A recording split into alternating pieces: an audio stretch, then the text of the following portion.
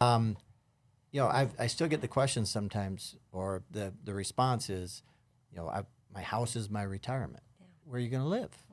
What are you going to do if you tap into that house? You've got to downsize. Maybe it makes sense, like you were saying, Rachel, but you can't just say my house is my retirement plan.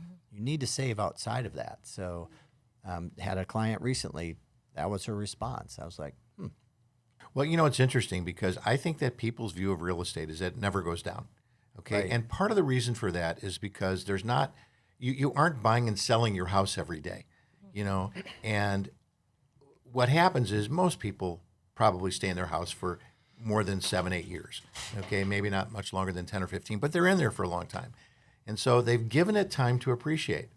I could say the same thing about the stock market. If you look at past history, obviously you can't say that that's always going to happen in the future, but the stock market over time has always gone up if you give it the time.